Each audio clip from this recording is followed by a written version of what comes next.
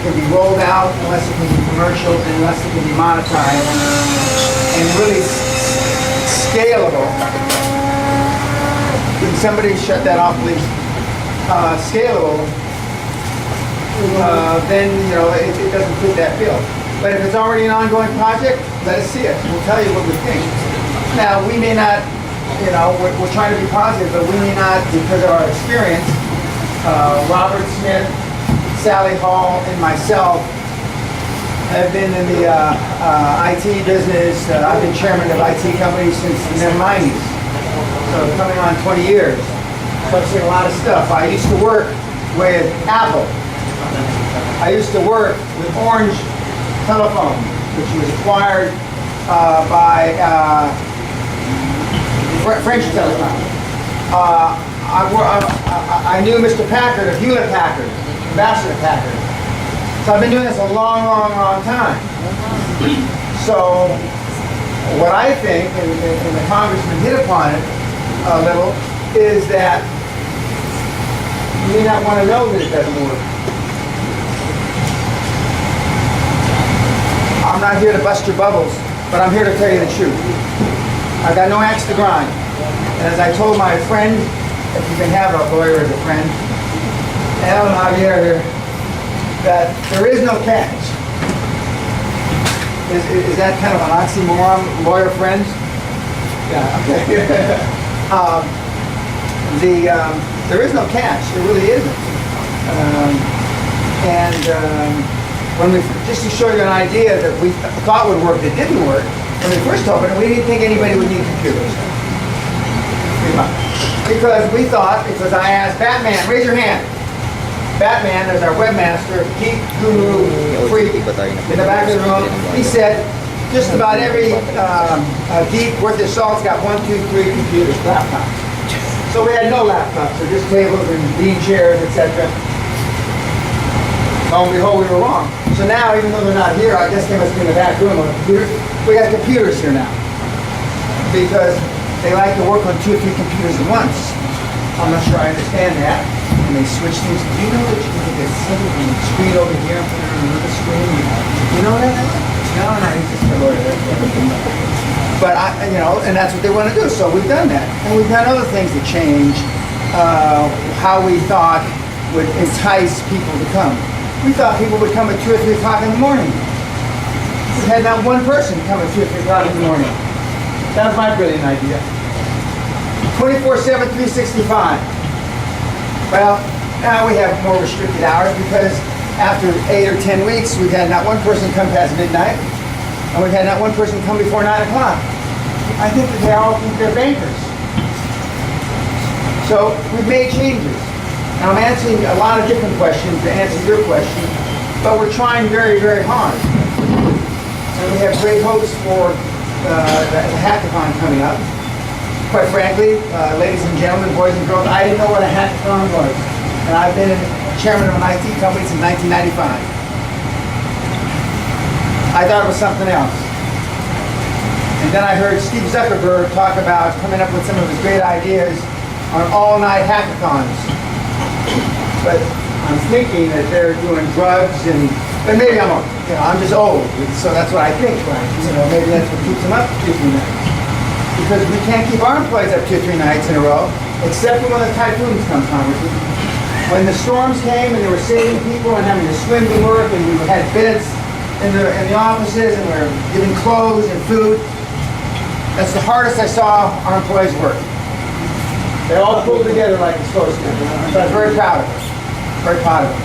But now I'm trying to translate that hard work, that pulling together, without a typhoon. Without a typhoon. Because I know you're capable of it. Another question, please. The answer is bring it to us. Bring us the idea. Another question, please. This guy looks presidential walking in. Is this just my intuition? Yes. Oh, okay. Another question. Any questions of the I don't mean to speak to you, Congressman. Any questions of the Congressman?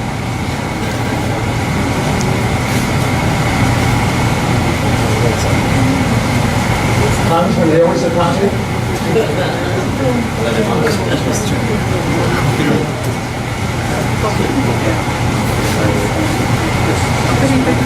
Okay. I knew it was him. That's why I said presidential. I can tell. All right, thank you, Dan.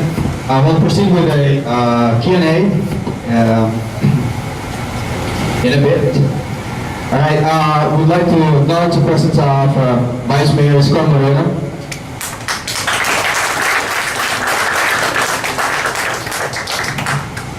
All right, so our next speaker leverages information and modern technology as a means of improving education and for his multiple projects. Which I already mentioned is the Vice Mayor of Manila. He launched the Isko Moreno Computer Learning Center, or ISCOM, which aims at providing computer education to people so that they could be competitive in the information technology field.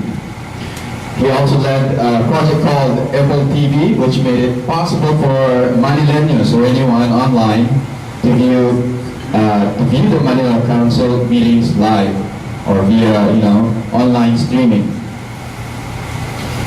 And let us welcome Vice Mayor Isko Moreno.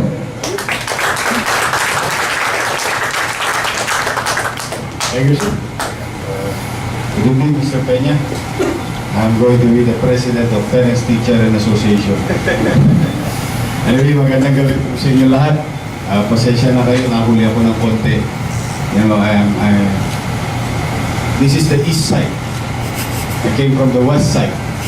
So can you imagine the traffic between those two points? Anyway, kanina nabanggit, ako po si Vice Mayor Isko. Sa mga hindi po nakakilala, ako po ay Vice Mayor ng siyudad ng Maynila. At ako po ay nagagalak na maimbitahan ng grupong ito. Hindi ko naman po sila kilala, but the other staff went to my office to share some things sa inyong lahat. Well, una, bakit ako nag-agree? I'm a believer of technology.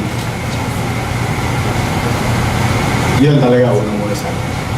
In fact, to prove to you, noong maging crucial po ako noong 1998, this is 1998, I came up with an idea putting up a computer school for free. Why? During our time, sa Tondo High School, I'm a product of public school. Meron kaming 10 computer. But we are about 2,000 individuals. So before our graduation, saka lang namin natikman mag-tipan ng computer. Floppy disk pa nun yung pwede po may pipe ng araw. Without that, hindi mo pwede magamit yung computer. And you have to pay for it 20 pesos. Mabigat yun sa isang high school student. So I thought we were deprived of such opportunity and technology in public education. That's why nung maging crucial ako, tinayo ko yung Isko Moreno Computer Learning Center. And everybody, every politician in Tondo is laughing about it. Pinagtatanganan ako nung araw. Alam niyo bakit ang mga estudyante ko? 12 years old pataas. Hindi nga naman butante. Walang boto yung 12 years old. They don't vote, to an election to vote for somebody because they're only 12 years old. But the thing is, I always believe in technology to make our life easier, and it is one way also giving skills to our citizen or in our community, extra knowledge. So, nabuhay namin yun, at yung mga nagtatawa sa akin, ay hindi ko pinagpapansin, and the rest is history. Who can imagine that there is a young boy who came up with the idea of a computer school in a mas maraming mahirap na kapitbahay doon sa Tondo na in a little, less than a decade. And nowadays, as we speak, there's about 26 million Filipinos have Facebook. Pati yung mga mahirap, pati mayayaman, lahat ng Facebook.